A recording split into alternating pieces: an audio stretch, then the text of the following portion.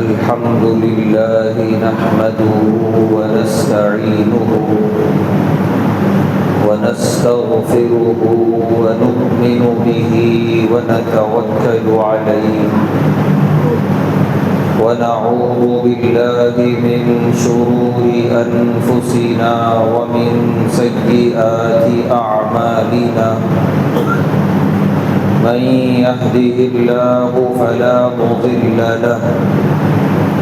ومن يضلله فلا هادي له ونشهد أن لا إله إلا الله وحده لا شريك له ونشهد أن سيدنا ونبينا وحبيبنا ومولانا محمدا عبده ورسوله أما بعد قال الله تبارك وتعالى في القرآن الكريم أعوذ بالله من الشيطان الرجيم بسم الله الرحمن الرحيم وإن من شيعته لإبراهيم إذ جاء ربه بقلب سليم صدق الله العظيم۔ ہر طرح کی تعریف اور حمد و ثنا اللہ بزرگ و برتر کے لائق ہے، جس کا کوئی شریک نہیں، جس کا کوئی ساتھی اور ہمسر نہیں، جو ہمیشہ سے ہے اور ہمیشہ رہے گا۔ بے شمار درود و سلام نازل ہوں اللہ کے آخری پیغمبر جناب محمد الرسول اللہ صلی اللہ علیہ وسلم پر اور آپ کے تمام اصحاب اور اہل بیت پر۔ محترم حضرات، ہم لوگ اشہر حج سے گزر رہے ہیں، حج کے مہینوں سے گزر رہے ہیں، اور جیسے جیسے فریضہ حج کا وقت قریب آ رہا ہے، ویسے ویسے دنیا کے خطوں سے حجاج کرام کے قافلے بڑی تیزی کے ساتھ رواں دواں ہیں۔ دنیا کے ہر خطے سے، ہر علاقے سے، ہر صوبے اور ہر آبادی سے کلمہ گو مسلمان لبیک کی صداؤں کے ساتھ بڑے خشوع اور خضوع کے ساتھ شہر مکۃ المکرمہ کی طرف رواں دواں ہیں۔ مومنین جو حج کا ارادہ رکھتے ہیں، اس عظیم فریضے کی ادائیگی کے لیے اپنا کاروبار اور اپنی تجارت ترک کر کے، اپنے اہل و عیال سے دوری اختیار کرتے ہوئے، اپنے وطن کو چھوڑتے ہوئے ایک مقصد کے تحت ایک طویل سفر کی طرف رواں دواں ہیں، اور وہ مقصد ہے فریضہ حج کی ادائیگی، اور دل میں یہ تمنائیں اور آرزویں ہیں کہ اللہ اس سرزمین پر حاضری قبول فرمائے، وہاں اس عظیم فریضہ حج کی ادائیگی کو قبول فرمائے۔ انہی آرزوؤں، انہی تمناؤں کے ساتھ قافلے در قافلے پہنچ رہے ہیں شہر مکۃ المکرمہ۔ اس وقت شہر مکۃ المکرمہ بلکہ پوری سرزمین حجاز ایک منظر پیش کر رہی ہے اسلامی مساوات کا، اسلامی اخوت کا، ایک پیغام دے رہی ہے، ایک درس دے رہی ہے ساری انسانیت کو کہ دنیا کے کونے کونے سے پہنچنے والے وہاں سب ایک لباس میں، احرام نامی ایک لباس میں سب وہاں پہنچ رہے ہیں، سب کی زبان پہ ایک ہی تلبیہ لبیک اللہم لبیک کی صدائیں، سب کی نگاہیں ایک ہی گھر کعبۃ اللہ کی طرف، اور سب کے سب اسی گھر کا ایک ساتھ طواف کر رہے ہیں۔ اس عظیم فریضے نے امیری اور غریبی کے فرق کو ختم کر دیا۔ اس عظیم فریضے نے چھوٹے اور بڑے کا جو فرق ہوتا ہے عہدوں کی بنیاد پہ، اس فرق کو ختم کر دیا۔ اس عظیم فریضے کی ادائیگی نے کالے گوروں کی بنیاد پہ جو دنیا میں فرق کیا جاتا ہے اس فرق کو ختم کر دیا۔ سارے فرق ختم ہو گئے، صرف ایک چیز باقی ہے کہ ہم اللہ کے بندے ہیں اور اللہ کے دربار میں حاضر ہیں۔ لبیک اللہم لبیک، بار الہ ہم حاضر ہیں آپ کے دربار میں، آپ تنہا ہیں، آپ کا کوئی شریک نہیں، آپ کے دربار میں حاضر ہیں، ہماری حاضری قبول فرما لیجئے۔ یہی ایک صدا ہے زبان پہ، اور وہاں پر بڑی تیزی سے قافلے پہنچ رہے ہیں اور بڑا نورانی اور روحانی منظر وہ سرزمین پیش کر رہی ہے۔ جو دیکھنا چاہتا ہے اسلامی اخوت،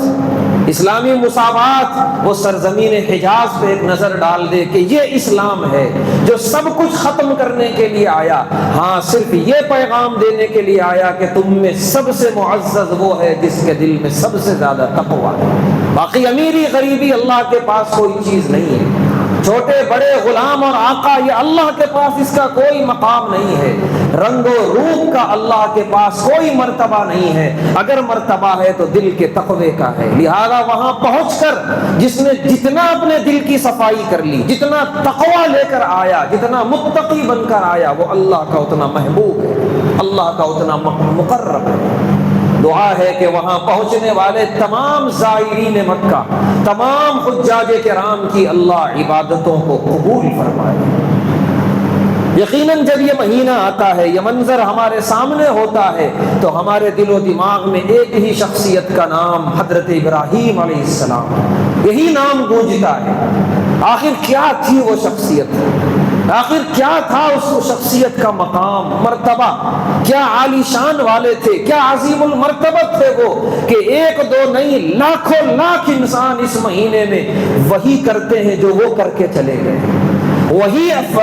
مناسک ادا کرتے ہیں جو حضرت ابراہیم علیہ السلام اور ان کی ذریت کر کے چلی گئی، وہی ادا کرتے ہیں، اور اسی کو ادا کرنے میں مغفرت ہے، اسی کو ادا کرنے میں تقویٰ ہے، انہی مناسک کو ادا کرنے میں اللہ کی رضا ہے، اللہ کی طرف سے مغفرتوں کے پروانے ہیں۔ آخر کیا تھی وہ شخصیت حضرت ابراہیم علیہ السلام؟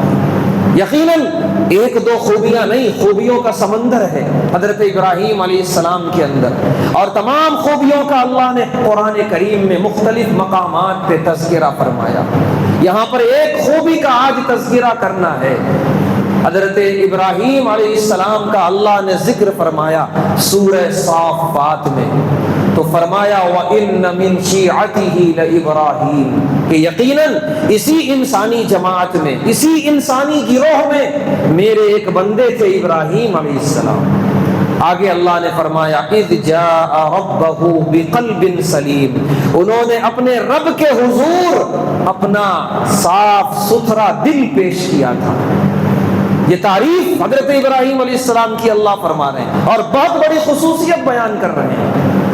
اتنے لاکھوں انسانوں کو اللہ نے دوڑا دیا ان کے نقش قدم پہ، اور قیامت تک دوڑتے رہیں گے جب تک فریضہ حج انشاءاللہ باقی رہے گا۔ آخر کیا وجہ ہے ابراہیم علیہ السلام میں، کیا خصوصیتیں ہیں؟ اللہ نے بڑی بنیادی خصوصیت سورہ صافات میں بیان فرمائی کہ ابراہیم علیہ السلام نے جب میری عبادتوں کا رخ کیا، وہ میری طرف متوجہ ہوئے، صاف ستھرا دل لے کر آئے تھے میرے دربار میں، اور ساری زندگی اسی قلب سلیم کے ساتھ انہوں نے گزاری ہے۔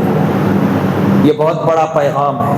جو اللہ سورہ صافات میں دینا چاہ رہے ہیں۔ صاف ستھرا دل، کفر سے پاک ہو، شرک سے پاک ہو، نفاق سے پاک ہو،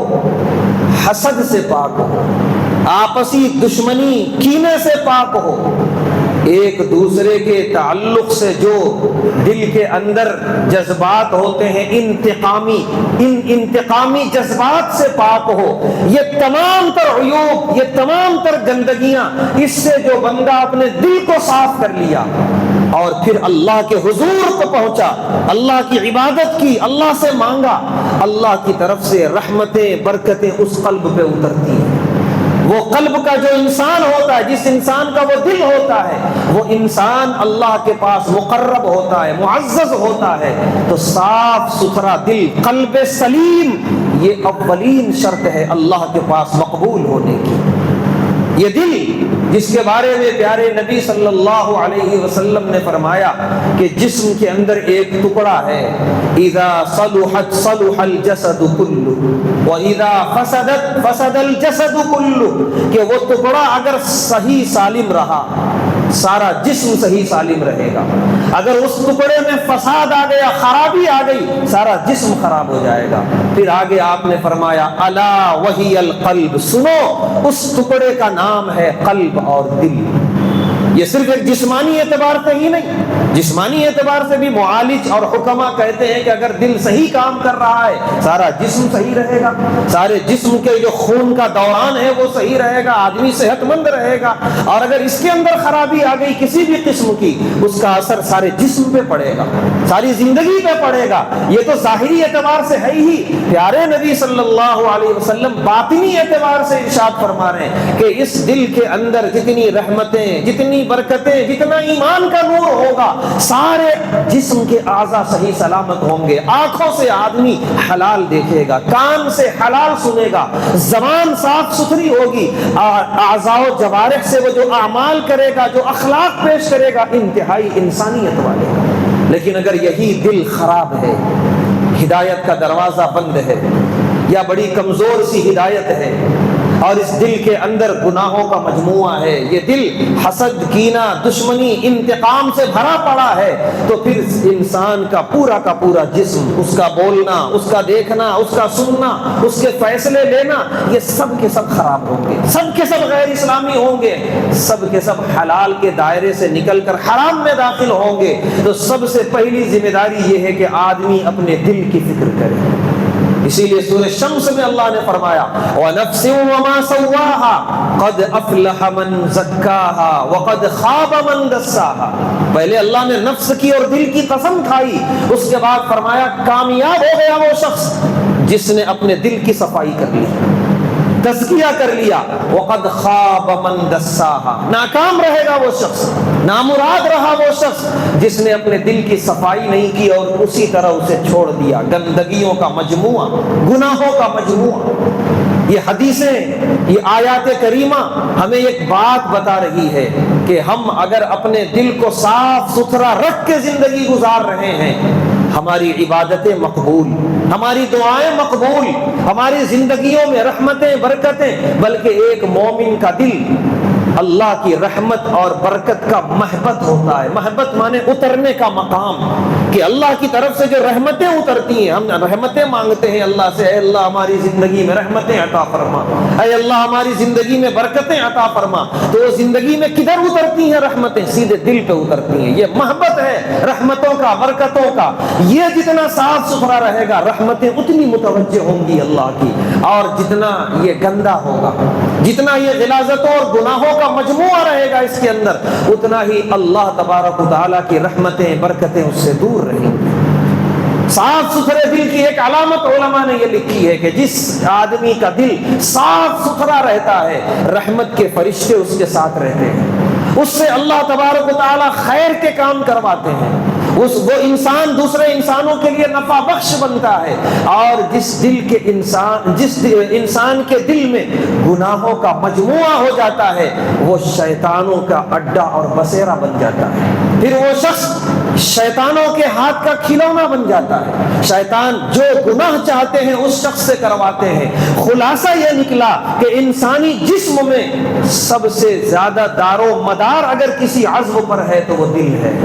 یہ اگر صحیح ہے، اللہ تبارک و تعالیٰ کی طرف سے ساری رحمتیں اور برکتیں ہیں، ایمان کا نور ہے، ہدایتوں کے دروازے کھلے ہیں۔ اگر دل صحیح نہیں ہے، اس کا تزکیہ نہیں ہوا، اس کی صفائی نہیں ہوئی، تو پھر ساری رحمتیں، برکتیں بہت دور ہیں، سارے گناہوں کا مجموعہ ہے، سارے شیاطین کا ایک بسیرا ہے، ایک اڈا ہے۔ اسی لیے یہ سب سے بڑی چیز ہے اور سب سے بنیادی چیز ہے کہ آدمی اپنا صاف ستھرا دل اللہ کے بارگاہ میں پیش کرے۔ اللہ فرما رہے اذ جاء ربہ بقلب سلیم، کہ میرے بندے حضرت ابراہیم علیہ السلام نے میرے حضور صاف ستھرا دل پیش کیا تھا، اور پھر اس کے بعد اللہ نے جو ان کے دل پہ رحمتیں برکتیں اتاری ہیں، بلکہ پورا نبوت و رسالت جیسی عظیم نعمت اللہ نے اتار دی اور اپنا مقرب بنایا اور محبوب بنایا، اور اتنا محبوب بنایا کہ یہ حج کے مہینے گواہ ہیں کہ ابراہیم علیہ السلام کتنے محبوب تھے اللہ تبارک و تعالیٰ۔ مفسرین لکھتے ہیں کہ یہ آیتیں جو اللہ نے اتاری ہیں ابراہیم علیہ السلام کے بارے میں، اللہ دراصل یہ اس وقت کا واقعہ بیان کر رہے ہیں جب ابراہیم علیہ السلام کو ان کے وطن والوں نے اتنا ستایا، اتنی تکلیفیں دی کہ انہیں اپنا وطن چھوڑنا پڑا، اور سرزمین عراق سے ہجرت کر کے وہ سرزمین فلسطین پہنچے، اور اس دوران جو عراق میں انہوں نے زندگی گزاری، کتنی تکلیفیں،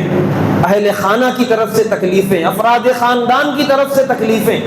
جو شہر کا بادشاہ تھا نمرود اس کی طرف سے تکلیفیں، یہاں تک کہ انسانی تاریخ کی سب سے بڑی آگ جلائی گئی تھی جس کا اللہ نے سورہ انبیاء میں ذکر فرمایا، اس میں ڈالا گیا تھا ابراہیم علیہ السلام کو، جہاں سے اللہ نے انہیں صحیح سلامت واپس نکالا اس آگ سے، اور اس کے بعد پھر جان سے مار دینے کی دھمکیاں کوئی اور نہیں، خود ان کے افراد خاندان دیا کرتے تھے، لَأَرْجُمَنَّكَ وَهْجُرْنِي مَلِيًّا، کہ ابراہیم اگر تم ہم سے دور نہیں گئے ہم تمہیں پتھروں سے مار مار کے سنسار کر دیں گے۔ یہ ساری تکلیفیں ابراہیم علیہ السلام کو دی گئیں، بالآخر ابراہیم علیہ السلام نے کہا انی ذاہب الی ربی سیہدین، ٹھیک ہے میں جا رہا ہوں، یہ علاقہ، یہ وطن، یہ دیار، یہ اپنوں کو چھوڑ کے میں جا رہا ہوں، اور میں جا رہا ہوں رب العالمین کی طرف، انی ذاہب الی ربی سیہدین، وہ مجھے ہدایت پر گامزن رکھے گا، اور مجھے سب سے زیادہ محبوب ہدایت ہے، ہدایت اگر نہیں تو پھر کچھ نہیں۔ حضرت ابراہیم علیہ السلام وہاں سے چلے ہیں، فلسطین پہنچے ہیں جہاں انہیں نبوت و رسالت سے سرفراز کیا گیا، وہ جب اللہ کی طرف متوجہ ہوئے، وہ اللہ تعریف کر رہے ہیں اس وقت کی، اتنی تکلیفوں سے ستائے ہوئے پہنچے تھے، اپنا دیار، اپنا علاقہ چھوڑ کے آنا اس کا عمری میں کوئی معمولی بات نہیں تھی، اور اتنی تکلیفوں کے بعد حق تو بنتا تھا کہ اللہ کے سامنے وہ گریہ وزاری کرتے، اپنے اہل خانہ کا شکوہ کرتے، افراد خاندان کا شکوہ کرتے، اپنے وطن کا شکوہ کرتے، کوئی شکوہ نہیں تھا ابراہیم علیہ السلام کے زبان پر، ہاں اگر انہوں نے کچھ مانگا بھی تو مانگا ربی حب لی من الصالحین، بار الہ مجھے نیک صالح ذریت عطا فرما کہ میں اور میرے بعد میری ذریت آپ کے دین کی خوب خدمت کرے اور ساری دنیا کے اندر آپ کے دین کا پیغام پہنچے۔ یہ مہم تھی ابراہیم علیہ السلام کی، یہ مقصد تھا ابراہیم علیہ السلام کی زندگی کا، ان کی دعائیں اور ان کے جو اللہ نے اعمال اور حرکات قرآن کریم میں ذکر کی ہیں، اس کو پڑھ کے ایسا لگتا ہے کہ وہ اتنی عظیم سوچ رکھتے تھے کہ اس عظیم سوچ کے اندر گھر والوں کا شکوہ، بادشاہ کی تکلیفوں کا شکوہ، اس کی کوئی جگہ ہی نہیں رکھی تھی انہوں نے۔ اس عظیم سوچ کے اندر صرف یہ تھا کہ ایک توحید کا انقلاب برپا ہو، شرک و کفر کا خاتمہ ہو، یہ اندھیرے چھٹیں اور اللہ کے نام کی روشنی آئے پوری دنیا کے اندر۔ ایک عظیم سوچ و فکر لے کے نکلے تھے، اور جو مقصد تھا، جو سوچ تھی، انہوں نے وہ کر دکھایا پوری دنیا کے اندر۔ اس عظیم سوچ میں یہ کہیں بھی نہیں تھا کہ میرے اپنوں نے مجھے ستایا، مجھے بڑی امیدیں تھیں، بادشاہ نے مجھے یہ تکلیف پہنچائی، وہ غارت ہو جائے، تباہ ہو جائے، یہ کہیں نہیں ہے ان کی زبان پہ، ان کی زندگی میں، ان کے مقاصد میں۔ یہ چیز ہے قلب سلیم، اتنا بڑا ظرف ہونا چاہیے، اتنا بڑا دل ہونا چاہیے۔ ہمیں اور دیکھنا ہے اپنے محبوب دو عالم صلی اللہ علیہ وسلم کی زندگی دیکھ لیں، وقت نہیں ہے وہ پوری سیرت بیان کرنے کا، لیکن کتنی تکلیفیں نہیں پہنچائی گئیں، لیکن جب بھی ہاتھ اٹھایا آپ نے فرمایا اہدی قومی، میری قوم کو ہدایت دے دیجیے، فإنہم لا یعلمون، وہ مجھے جانتے نہیں ہیں۔ کتنا بڑا ظرف ہے، کتنا بڑا دل ہے۔ اور ہمارا حال یہ ہے کہ خونی رشتے ہیں، اونچ نیچ ہو جایا کرتی ہے زندگی میں،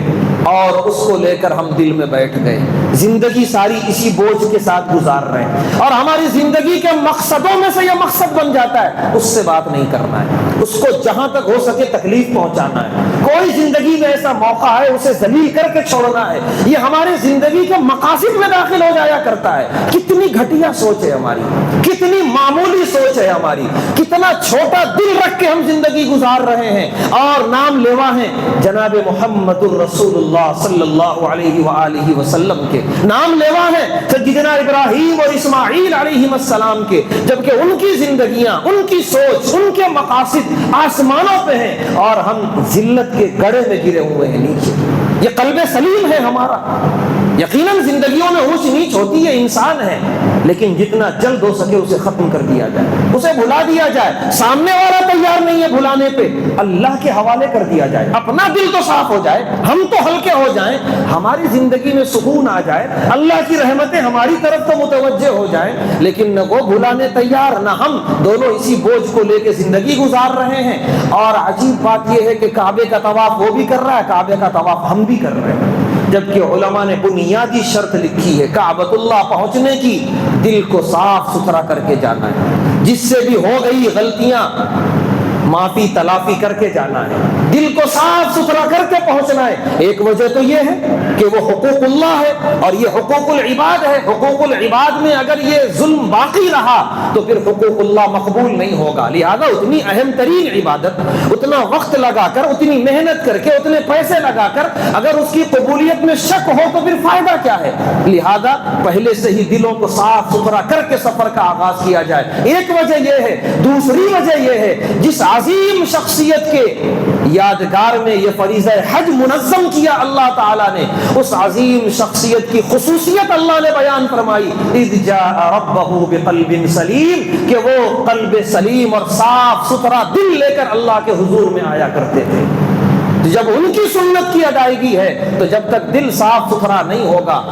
سنت کی ادائیگی مشکوک ہی رہے گی۔ تو لہذا حضرت ابراہیم علیہ السلام کی خصوصیات میں سے بہترین خصوصیت اللہ نے بیان فرمائی، انہوں نے پوری زندگی گزاری ہے دل کو صاف ستھرا رکھ کر، کسی سے کوئی شکوہ نہیں، بلکہ سچ بات تو یہ ہے علماء نے لکھا ہے ان کی زندگی میں ایسے بھی مواقع آئے کہ وہ اللہ سے بھی شکوہ کر سکتے تھے کہ اے اللہ یہ حکم، اور ایسے موقع پر اس پر عمل کتنا مشکل ہے، ان کو حق تھا لیکن انہوں نے اللہ سے بھی کوئی شکوہ نہیں کیا، بار الہ آپ کا حکم ہے مجھے کرنا ہے، بات ختم ہو گئی، کیا موقع ہے، کیا موسم ہے، وہ میرے لیے ممکن ہے یا نہیں ہے، کوئی سوال نہیں تھا ان کی زبان پہ۔ کیا شخصیت تھی ابراہیم علیہ السلام کی، زبان پہ نہ کیا تھا نہ کیوں تھا، زبان پہ بس یہ تھا کہ اطاعت کرنا ہے، اللہ کا حکم آئے اور اطاعت کرنا ہے۔ یہ اسی وقت ہوگا جب دل بالکل صاف ستھرا ہو، ایمانی نور سے منور ہو، تب جا کے یہ کیفیت بنتی ہے اور یہ مزاج بنتا ہے۔